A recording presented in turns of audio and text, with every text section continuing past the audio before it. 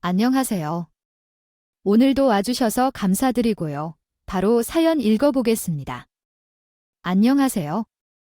저는 아들을 하나 들고 있는 70대 초반의 여성입니다.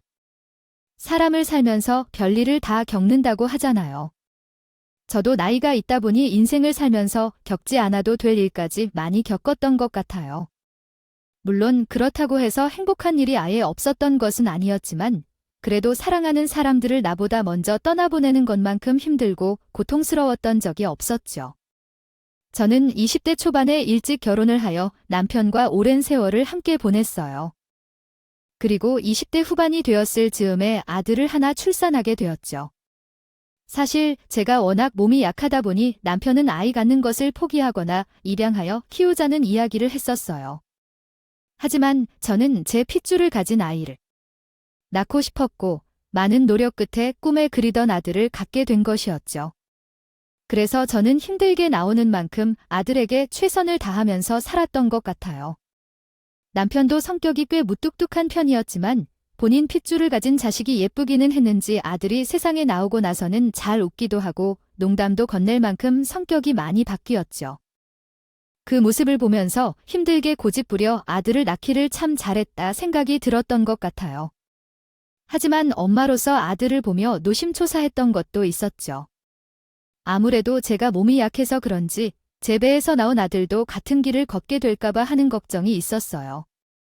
그래서 저는 아들이 조금이라도 아픈 것 같으면 큰 문제가 있는 것은 아닐까 하는 생각에 무조건 병원부터 데려갔고 혹시라도 몸이 허약해지거나 할까봐 몸에 좋다는 것들을 다 구해서 먹였죠. 하지만 제 걱정과는 다르게 저희 아들은 아무 문제 없이 잘 자라주었고 무사히 성인이 된 후 남편의 무역회사를 물려받기 위해 이름 있는 대학교의 무역학과에 진학할 수 있었어요. 그리고 몇 년이 흐른 뒤 아들은 대학교를 졸업하고 남편이 운영하는 무역회사에 들어가 일을 하게 되었죠. 저희 집안의 자식이 하나뿐이라서 아들이 아니면 남편이 운영 중인 회사를 물려받을 사람이 없었거든요. 그래서 아들이 대학교 입시를 볼 때 혹시나 다른 진로를 선택하겠다고 하면 어떻게 해야 하나라는 걱정을 남편이 많이 했었죠. 그러나 피는 어디 안 간다고 하더니 아들은 맨날 남편을 졸졸 쫓아다니며 보고 자란 게 무형일이라 그런지 부모가 따로 말을 꺼내지 않아도 알아서 무역 관련 학과를 알아보고 들어가더군요. 그리고 회사에 들어가서 본격적으로 일을 시작했을 때에도 업무를 능숙하게 하고 일 처리가 빨라서 상사들이 좋아했다고 했죠. 아들은 회사에 들어가 아래부터 차근히 배워가며 대표직을 물려받을 준비를 시작했고 남편도 67년 사이에 대표직을 넘겨줘야겠다 하는 계획을 다 세워놓은 후였어요. 그런데 어느 날 남편이 아들에게 시간이 날 때 병원에 좀 같이 가자고 하더라고요. 평소에 크게 아프지 않으면 절대 병원 가자는 소리를 꺼내지 않던 사람인데 먼저 검사 좀 받아봐야겠다고 하니까 저도 아들도 많이 놀랄 수밖에 없었죠. 당신 어디 아파? 평소에 웬만큼 아파서는 돈 아깝다면서 병원까지 생각 안 하더니 그러게요. 아버지 어디가 얼마나 편찮으신데? 먼저 병원 간다는 말씀을 다 하세요. 요즘 들어 빈혈이 있는지 자꾸 어지럽고 체중은 줄어드는 것 같은데 배가 자꾸 빵빵해져서 말이야. 소화불량도 심하고 아무래도 한번 가서 진찰을 받아봐야 할 것 같다. 그래요. 중성이 한두 개가 아닌데 아버지 다음에 갈 것 없이 오늘 저랑 병원에 같이 가셔서 검사 받는 게 나을 것 같아요. 저 바로 준비하고 내려올게요. 아들은 남편의 이야기를 듣더니 증상이 너무 많은 것 같다면서 바로 병원에 가보자고 했어요. 저도 조금 놀라기는 했지만 따로 통증이 있거나 하지는 않았기에 단순히 스트레스 때문이겠지라는 생각을 했었죠. 그러나 며칠 후 집안일을 하고 있었는데 갑자기 아들에게 다급하게 연락이 왔어요. 엄마, 큰일 났어. 아들, 왜 그래? 무슨 일인데? 그래, 혹시 회사에서 사고라도 친 거야? 그게 아니라 지난번에 내가 아버지 보호자로 병원에 따라갔잖아. 방금 병원에서 연락이 왔는데 아버지 충격 받으실까 봐보자고 해서 이별길로 전날 연락했다면서. 아무래도 간경화인 것 같다고 병원에 모셨어요. 올해 뭐라고 간경화 그럼 빨리 아버지 모셔서 병원에 가야지. 나한테 전화를 하고 있으면 어떡해. 나도 지금 병원으로 출발할 테니까 너 당장 아버지 모셔서 와. 알겠지. 나는 급하게 남편이 검사를 받았다는 병원을 향했고 아들과 남편을 만나 진료실로 다 같이 들어갔어요. 의사 선생님은 남편의 검사 결과를 보시더니 간경화가 맞다면서 아무래도 간이식 준비를 해야 할 것 같다고 말씀하셨어요. 그러면서 혹시 모를 상황에 대비해 이식관리센터에는 등록을 해놓겠지만 가능하다면 가족 중에 맞는 사람이 해주는 게 좋다고 했어요. 남편은 검사 결과를 듣고 큰 충격을 받은 듯 보였어요. 진료실을 나와서 힘없이 풀썩 주저앉더니 저와 아들에게 자꾸 미안하다는 말을 반복했죠. 저와 아들도 검사 결과를 듣고 큰 충격을 받았지만 일단 남편을 살리는 것이 우선이라 생각해서 의사 선생님 말씀대로 바로 간이식 적합 검사를 받았어요. 사실 저는 몰라도 아들은 피가 섞였고 젊은 나이인데 당연히 간이식 적합하다고 나올 거라는 희망을 가지고 있었죠. 그러나 하늘이 무심하게도 간이식 적합 검사 결과 저는 나이가 많아 힘들 것 같다고 했고 아들은 간이 작아서 이식이 필요한 만큼 떼어낼 수가 없어 불가능하다고 했어요. 유일한 희망이 무너지니 저는 정말 절망적이었죠. 그래서 저는 진료실을 나오자마자 눈에 보이는 의자에 앉아 아들을 붙잡고 이를 어떻게 하면 좋겠냐고 하면서 눈물을 흘렸어요. 그런데 아들은 뜬금없이 저에게 갈 곳이 있다며 빨리 움직여야 한다면서 그만 울고 일어서라고 하더군요. 아들, 이런 상황에 대체 어디를 간다는 건데네. 아버지 지금 혼자 계신데 얼른 집에 가봐야지. 엄마, 우리가 간이식 못 해주면 다른 방법이라도 찾아봐야지. 이대로 손 놓고 가만히 있을 수는 없잖아. 큰아버지랑 작은아버지랑 사촌 형들한테 가서 간식 부탁 좀 해보자. 그래도 피가 섞인 가족인데 아버지가 이런 일을 겪고 계신다고 하면 간이식 해주겠다고 할 수도 있잖아.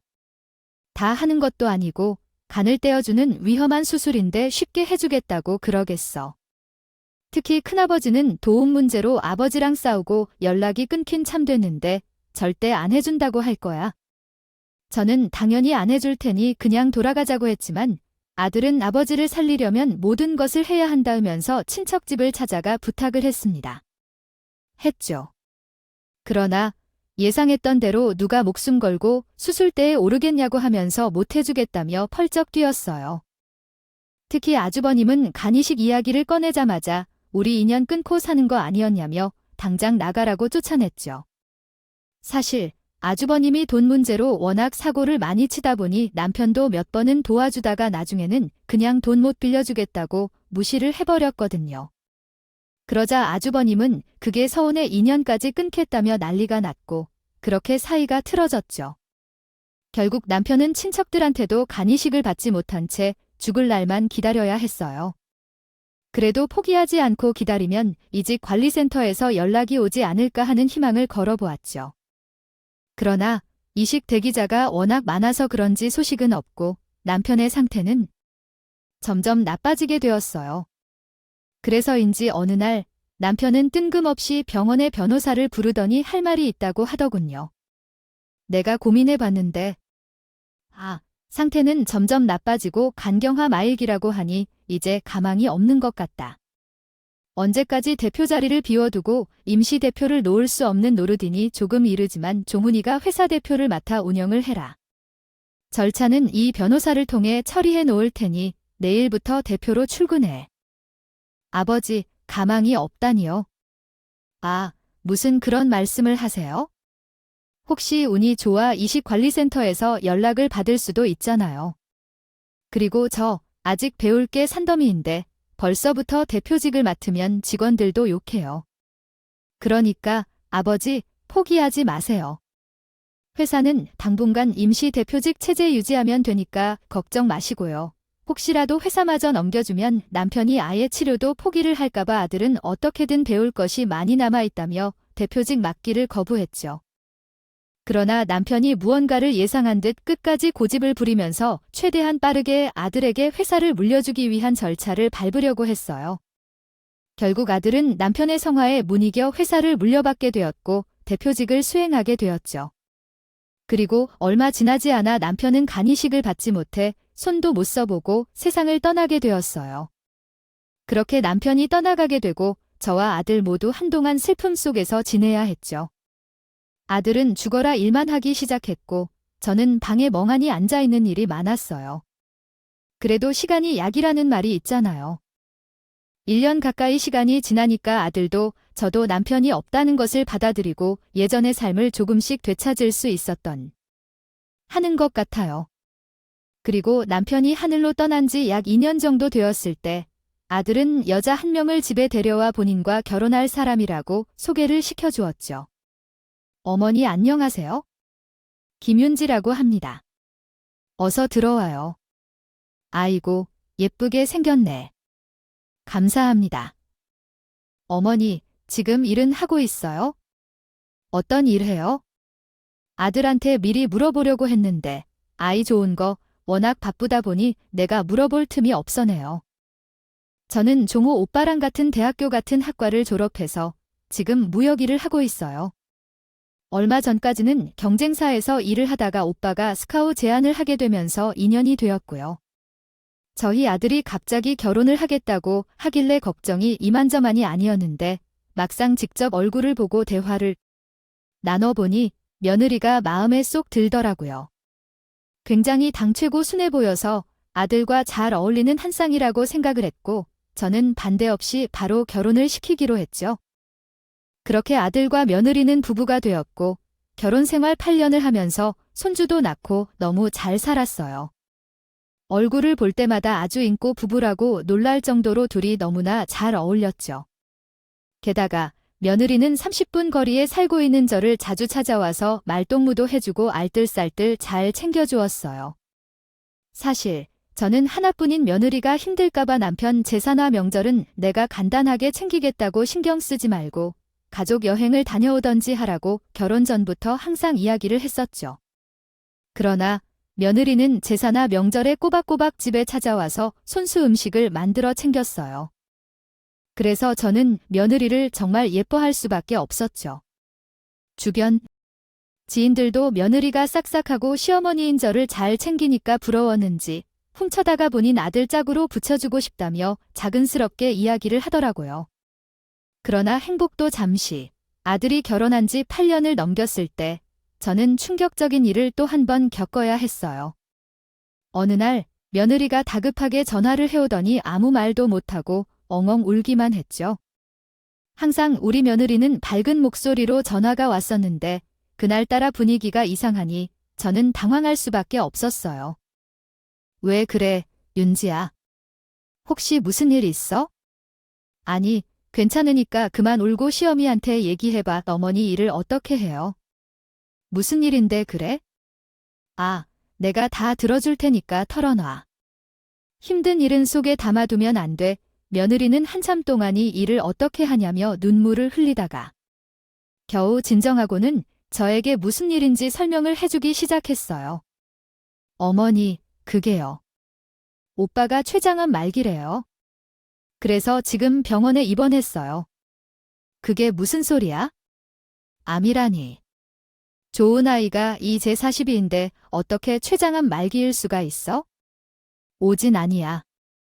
재검사까지 싹 다 했는데 정말로 치자가 말기 맞대요. 저랑 조용히 앞으로 어떻게 해요? 어떻게 살아요, 어머니? 종우가 입원했다는 그 병원 어디야? 내가 당장 가보마. 며느리는 아들이 어디에 입원을 했는지 이야기해 주었고 저는 정신없이 택시를 타고 병원을 달려갔죠.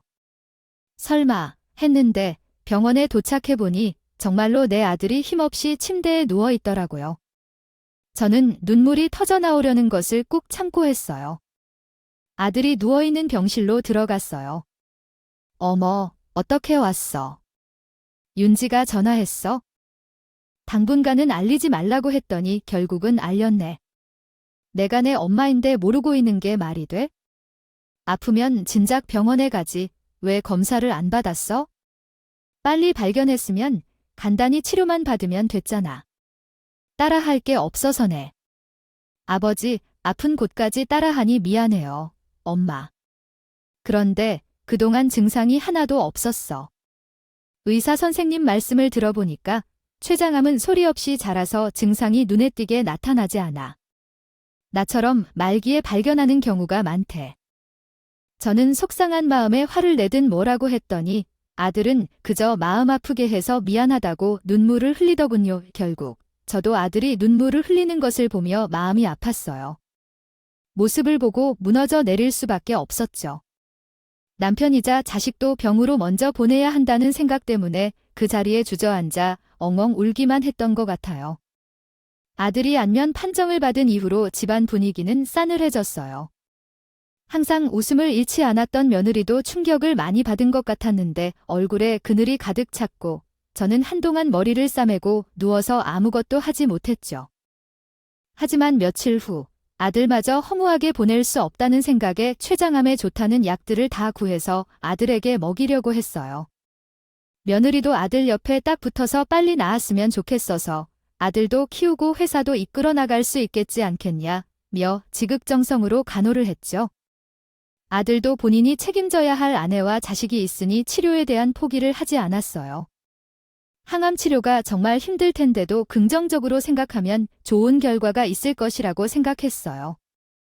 거라며 끝까지 병을 이겨내려고 노력했죠. 그러나 모두가 간절하게 바랬어도 아들의 상태는 점점 나빠지게 되었어요. 그런데 아들도 본인의 상태를 몸소 느끼고 있었던 것 같아요. 어느 날 아들은 무언가 큰 결심을 한들 병원으로 회사 변호사 한 명과 며느리 그리고 저를 불렀어요. 아무래도 제 상태가 점점 나빠지는 것 같아서 더 늦기 전에 부사장으로 있는 윤지에게 회사를 넘겨야 할 것 같아 다들 모이라고 했어요. 내가 말도 안 돼. 회사는 당신이 이끌어 가야지. 나는 절대 대표직 못 맡아. 받게 되더라도 당신 완치된 후에 받을 테니까 대표직 주고 싶으면 치료 포기하지 말고 나와서 얘기해. 당신도 알잖아, 내 상태.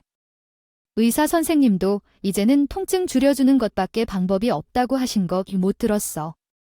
그러니까 대표직 이 당신이 맡아서 회사를 운영하다가 나중에 주웅이 금연을 물려줘.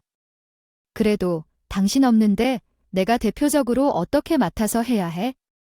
제발, 윤지야, 내 말대로 해줘. 그 회사를 맡을 사람은 너밖에 없어. 그러니까 받아서 성실하게 운영하다가 나중에 주인이 크면 넘겨줘. 사실 저는 갑자기 가족들을 부르고 유언을 남기든 며느리에게 회사를 넘겨주겠다는 말을 하는 아들들이 많이 당황스러웠어요.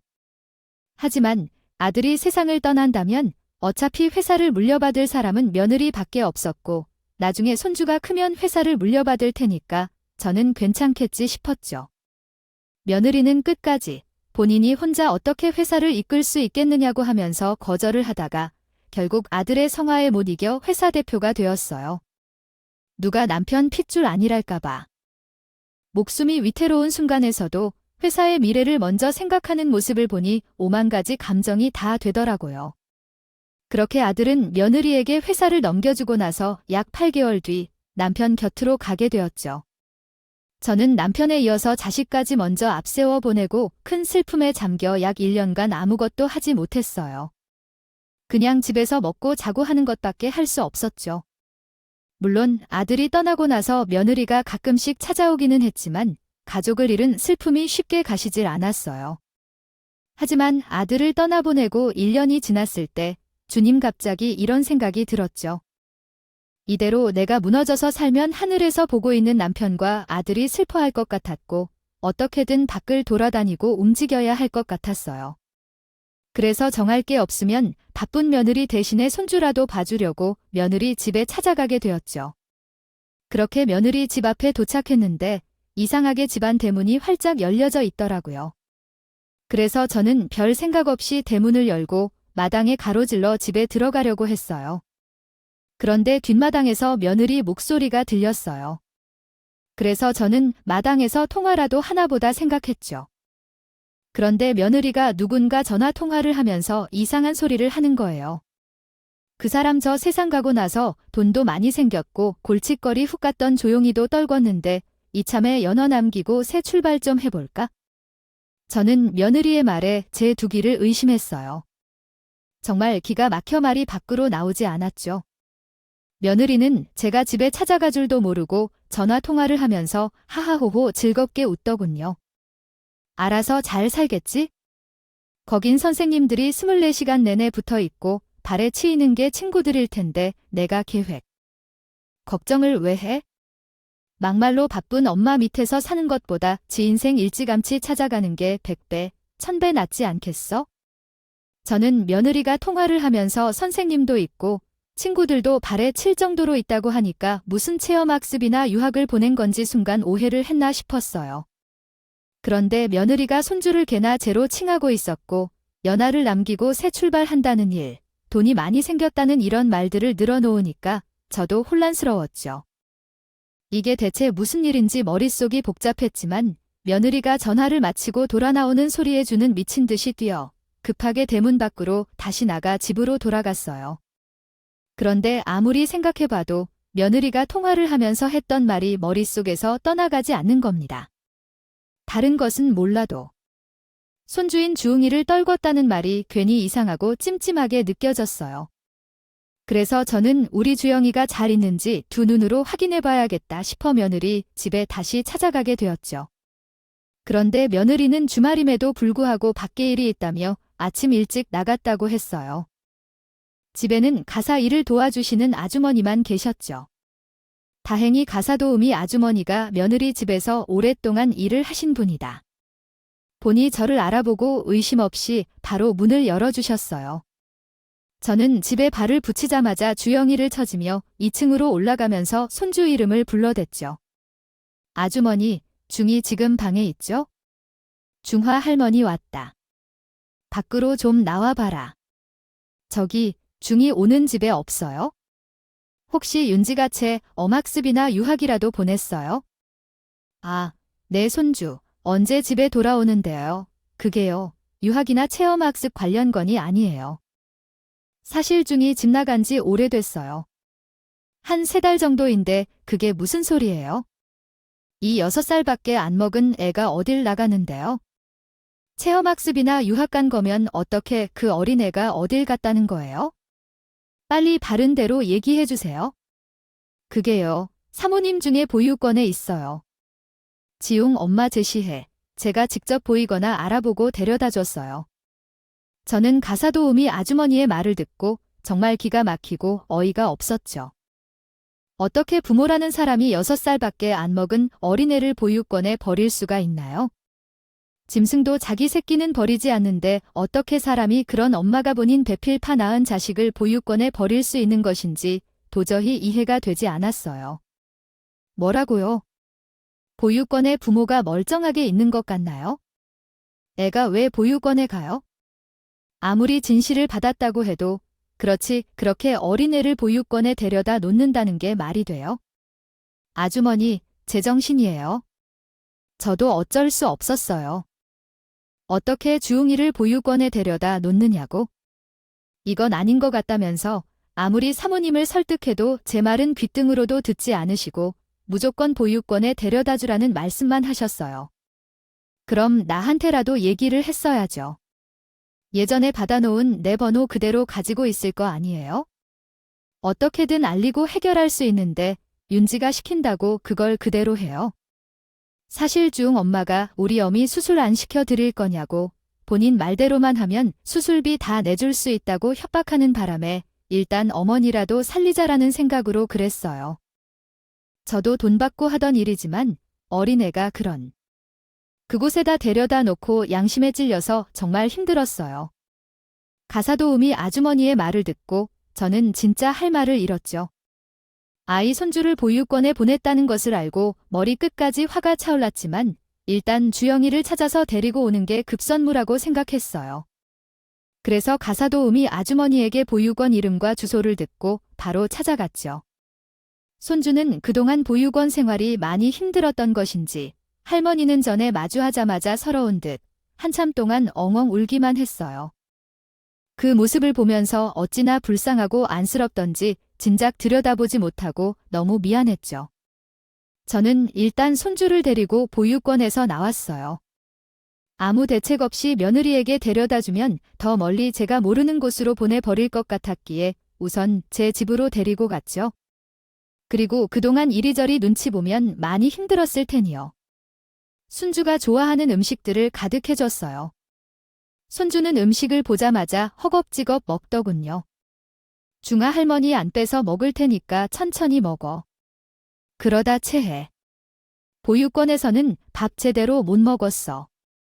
아유, 왜 그렇게 급하게 먹어? 거기서 많은 형, 누나들이 보육원에는 사람이 많아서 빨리 먹어야 된다고 했어. 그래, 여기는 우리 준이 음식 빼서 먹을 사람 없으니까 천천히 먹어도 돼. 보육원에서는 사람이 많아서 빨리 먹어야 했다는 손주의 이야기를 들으니 저는 괜히 마음이 아파왔어요.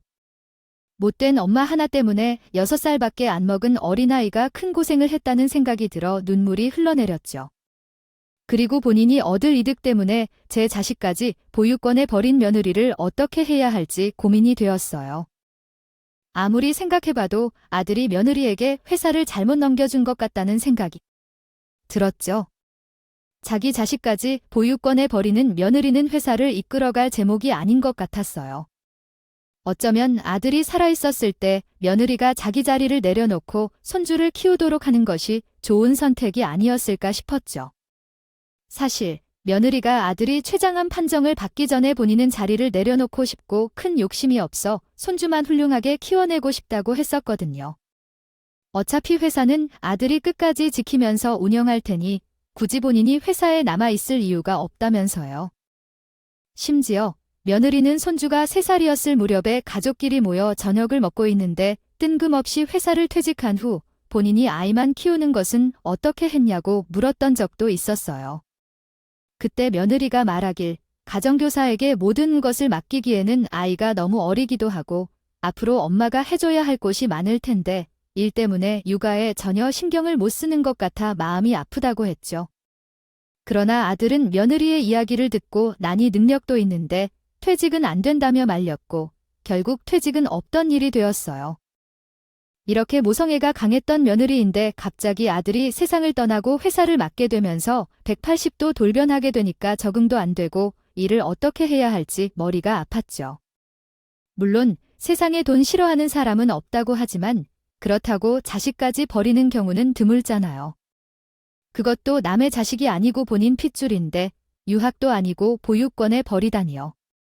아무래도 며느리가 회사를 물려받게 되고 생각보다 꽤 많은 재력을 얻게 되니까 순간적으로 잘못된 생각을 한 것 같았죠. 그래서 저는 따끔하게 이번 일을 혼내고 제대로 이야기를 해야겠다 싶어서 다음날 며느리에게 찾아가기로 했어요. 그렇게 다음 날이 되자 저는 손주를 잠시 주변에 있는 친구 집에 맡겨놓고 며느리가 있는 회사에 찾아가게 되었죠. 다행히 제가 대표의 시어머니라는 것을 알고 있었던 직원들은 별다른 제지 없이 회사 안으로 들여보내주었어요. 그리고 저는 곧바로 며느리가 있는 대표실로 향했죠. 어머니, 회사까지는 무슨 일이세요? 한동안 바깥 출입 없이 집에만 있으시더니 이제 괜찮으신 거예요. 아, 괜찮아. 지웅이 회사 옆 유치원 다닌다고 했지? 좀 데리고 와라. 오랜만에 우리 손주 얼굴 좀 보고 싶네. 처음에는 며느리가 손주를 보육원에 보냈다는 것을 이미 알고 있다고 이야기하면서 혼을 내려고 했었어요. 하지만 당황한 며느리가 어떻게 대답을 하는지 듣고 싶어서 일부러 모른 척 행동을 했죠. 네, 어머니, 지금 시간이 몇인데요? 주영이는 지금 유치원에서 한창 재미있게 놀고 있을 시간인데 분명히 절대 안 온다고 할 거예요. 지은이가 지 아빠를 쏙 빼닮아서 한 고집을 한다니까요. 그러냐 그럼 중2 유치원 끝날 시간까지 기다렸다가 같이 데리고 가서 외식이나 하지 뭐. 네, 어머니. 요즘 유치원도 늦게까지 해요. 그 시간까지 여기서 기다리시려고요? 아, 괜찮다. 1년 만에 밖에 나왔는데 몇 시간 정도는 기다릴 수 있어. 너 신경 쓰지 말고 볼일 봐라. 어머니, 제가 생각해 보니까 중이 오늘 유치원 안 갔네요. 며칠 전에 캠프 갔어요. 제가 요즘 회사 일이 많아서 정신이 없어서 깜빡했어요. 조용히 이 캠프에서 돌아오는 대로 어머니께 보여드릴 테니까 오늘은 그만 집에 돌아가 계세요. 오랜만에 바깥 출입인데 힘드시잖아요. 며느리는 많이 당황했는지 말까지 더듬으며 이리저리 둘러대기 바빴어요. 그러면서 오랜만에 바깥 출입을 한 지가 힘들 거라며 걱정해주는 척 어떻게든 빨리 보내려고 했죠. 아우, 왜 얼른 나 대표실에서 내쫓아버리고 준이 보육원에서 찾아오려고 그러냐? 네, 그게 무슨 보육원이라니요? 중이 지금 내가 데리고 있다. 어제 직접 보육원에서 데리고 왔어. 왜 내가 1년 동안 바깥 출입을 안 하니 평생 모를 거라고 생각했냐? 그런 곳에 보내놓고 대충 둘러대면 내가 그냥 넘어갈 거라고 생각했어. 어머니, 그걸 어떻게 아셨어요? 그게 아니라 제가 바쁘기도 하고 그래서 잠시 맡겨둔 거예요. 금방 다시 데리고 오려고 했어요. 너는 지금 내가 어떻게 알았는지가 중요해. 너는 애를 맡겨둘 곳이 없어서 보육원에 보내냐? 엄마라는 사람이 애를 그런 곳에 두고 와에 저는 그 와중에도 변명을 하면서 어떻게든 넘어가려고 하는 며느리에게 화가 잔뜩 나서 도저히 참을 수가 없었고 머리채를 붙잡았어요. 어머니, 제가 잘못했어요.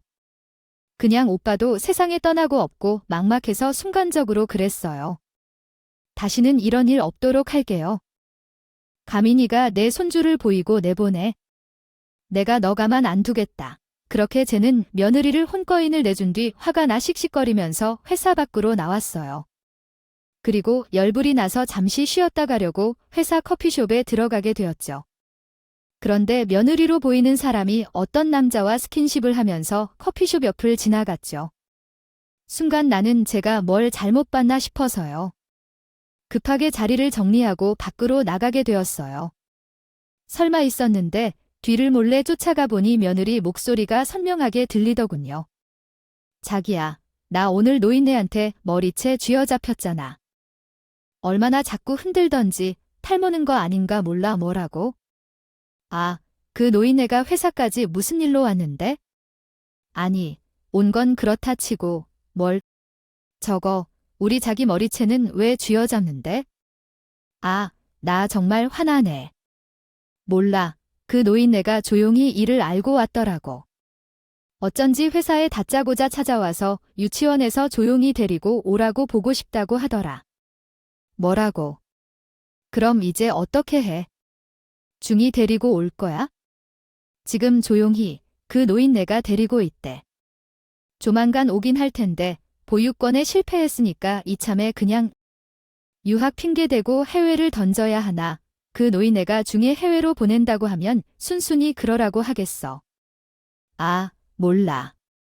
골치 아파 죽겠어. 자기야, 이 일을 진짜 어떻게 하지? 중이게 이제 콜 보기도 싫은데? 하늘이 무너져도 솟아날 구멍은 있다고 하잖아. 찾아보면 뭐 방법이 있겠지? 저는 두 사람이 나누는 대화에 화가 머리 끝까지 차올랐어요.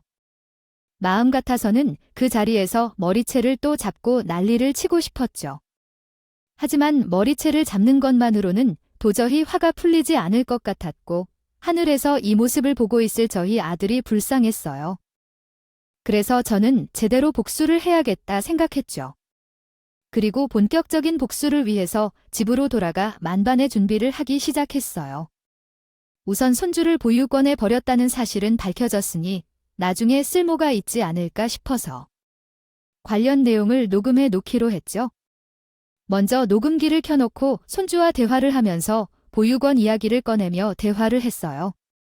다행히 손주는 6살이라 말도 잘하고 그때 있었던 일에 대해서 잘 기억하고 있어 순조롭게 녹음을 할 수 있었죠. 그리고 다음 날 저는 변장을 하고 며느리의 회사를 다시 찾아갔어요. 몰래 미행을 하다 보면 불륜의 증거 자료를 많이 확보할 수 있을 것 같았거든요. 그래서 아침 일찍부터 저는 회사 주변을 어슬렁거리며 며느리가 안 나오나 하고 목이 빠져라 기다렸어요. 그리고 한참을 기다리다가 점심시간이 되었을 때쯤 눈이 빠지게 기다렸던 며느리가 회사 밖을 나와 어디론가 급하게 향하는 모습이 보였죠. 회사 일로 밖에 나온 거라면 운전기사가 옆에 붙어 있어야 하는데 혼자인 것을 보아 회사 업무가 아닌 개인적인 일로 이동을 하는 듯 보이더군요. 그래서 저는 며느리 뒤를 쫓았어요. 며느리는 한참을 걷더니 회사와 20분 정도 떨어진 어떤 공원으로 들어갔죠. 저도 들키지 않도록 멀리 떨어져서 공원에 들어갔는데 며느리는 불륜남이 보이자마자 해맑은 얼굴하고 달려갔어요. 그런데 며느리의 불륜남 얼굴을 자세히 보았더니 아들이 세상을 떠나기 전 병원으로 불렀던 회사 변호사였죠. 저번에는 뒤에서 듣기만 하여 얼굴을 못 봤는데 이 두 사람이 손을 잡고 있는 걸 보니 불륜 관계가 있다는 게 확실해 보였어요. 이후 두 사람은 벤치에 앉아 이야기를 나누기 시작했죠. 그리고 저는 공원에 있는 제 또래 여자분께 상황 설명을 한 뒤 녹음을 부탁했어요. 자칫 제가 갖다가 들킬 수도 있으니까요.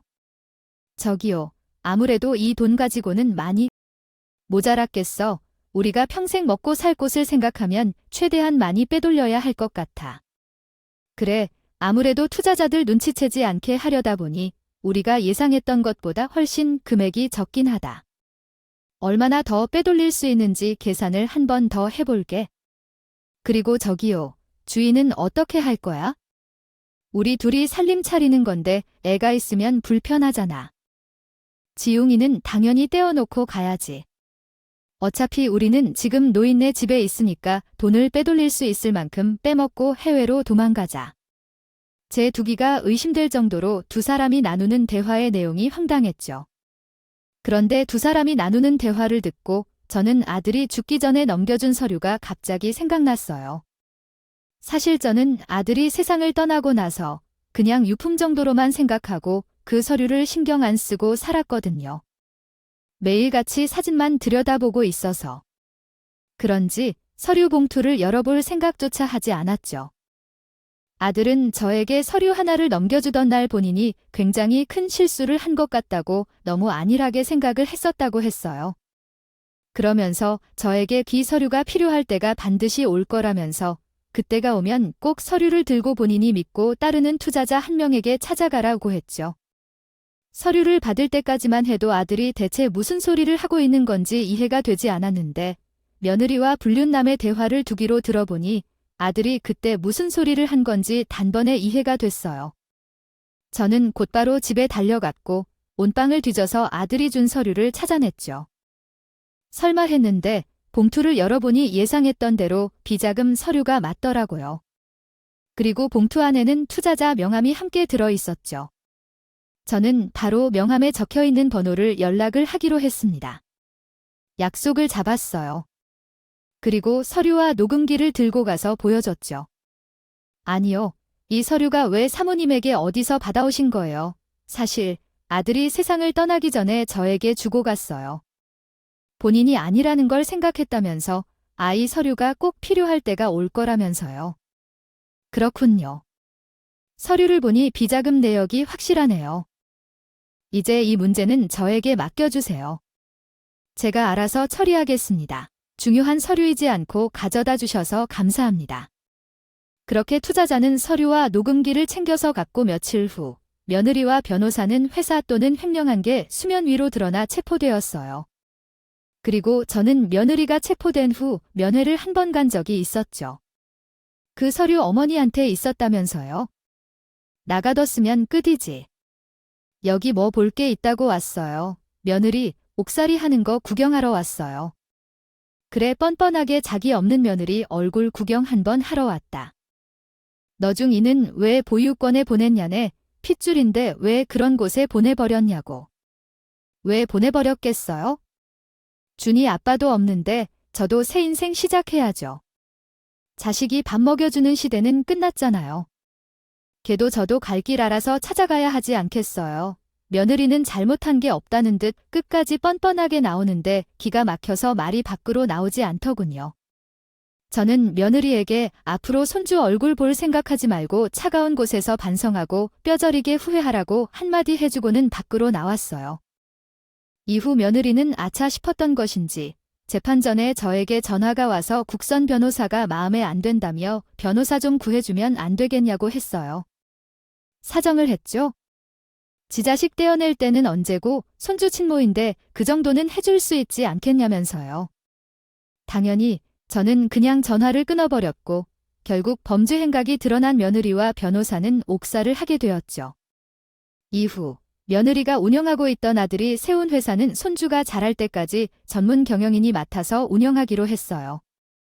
서류를 받아간 투자자와 함께 여러 가지 방법을 고민해 보았지만 제가 운영할 수 있는 입장도 아니고 전문 경영인을 들이는 방법밖에 그래서 손주가 성인이 될 때까지만 전문 경영인 체제로 회사 운영을 하기로 결정했죠.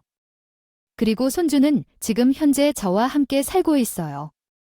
하루가 다르게 쑥쑥 크고 있고 시간이 지나면서 점점 하늘에 있는 아들을 쏙 빼닮은 것 같은 느낌이 들더군요.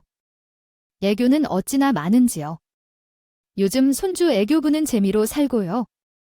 있답니다. 투자자를 통해서 이야기를 전해 들었는데 며느리와 불륜을 저질렀던 변호사는 옥살이를 하게 되면서 아내와 이혼 소송을 진행하다가 결국에는 이혼을 당하고 위자료에 양육비까지 줘야 할 위기에 처했다고 하더군요. 그리고 며느리도 얼마 전에 전화가 와서 돈 좀 넣어주면 안 되겠냐고 너무 힘들다면서 울었는데 저는 얄짤없이 거절하며 앞으로는 연락하지 말라고 했죠. 역시 사람은 죄를 짓고 살면 그대로 돌아받게 되는 것 같네요. 두 사람이 앞으로 차가운 방에서 본인들이 저지른 일을 후회하고 개과천선을 했으면 좋겠습니다. 그리고 저는 이번 사연을 끝으로 힘든 일은 다 잊고 손주를 키우는데 정성을 쏟으려고요.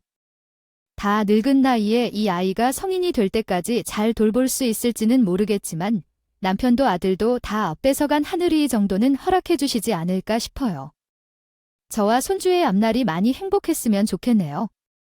제 긴 글 들어주셔서 감사합니다.